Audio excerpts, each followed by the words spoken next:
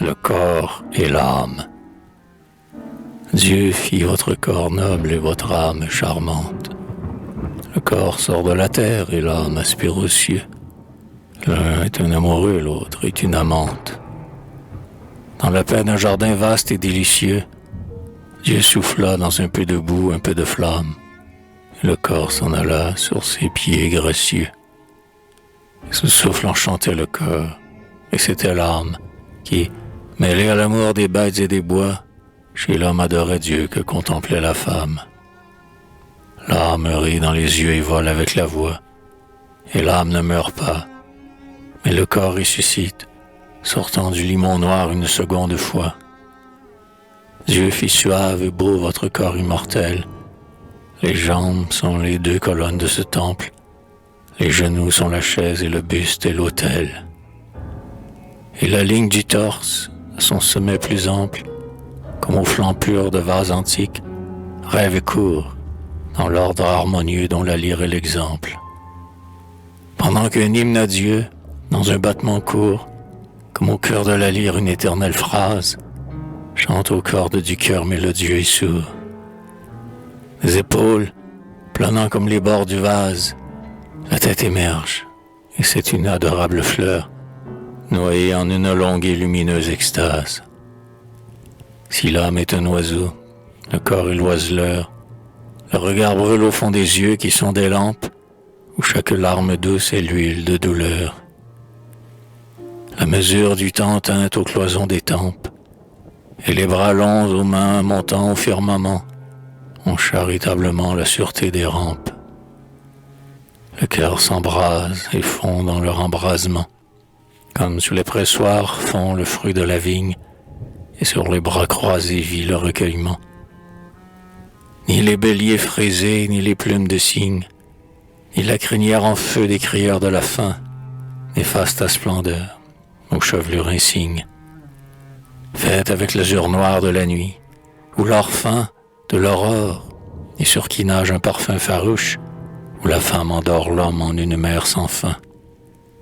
Rossignol vif et clair, grave et sonore mouche, frémit ou chante au bord des lèvres, douce voix, douce gloire du rire, épanouit la bouche.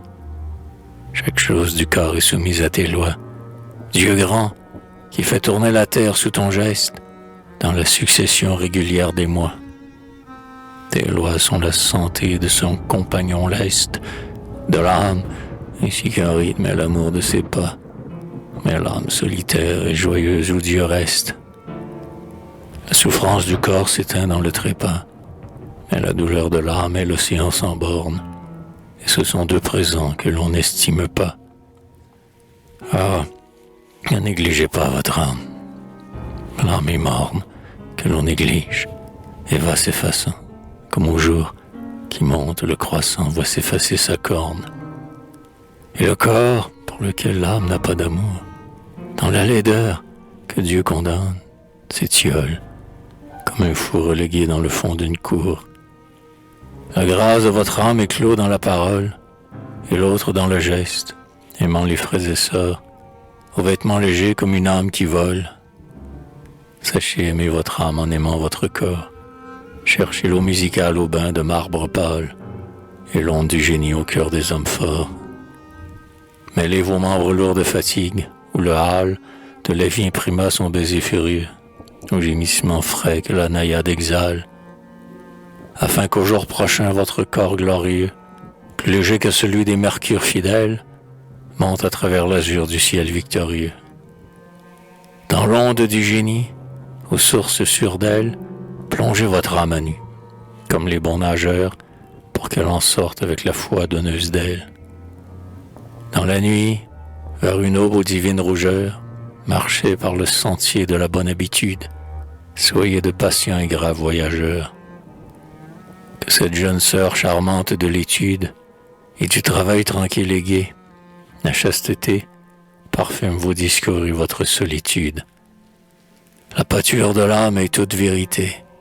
Le corps, content de peu, cueille une nourriture. Dans le baiser mystique où règne la beauté. Puisque Dieu répandit l'homme dans la nature, sachez l'aimer en vous. Et d'abord soyez doux, à vous-même et doux à toute créature. Si vous ne vous aimez en Dieu, vous aimez-vous?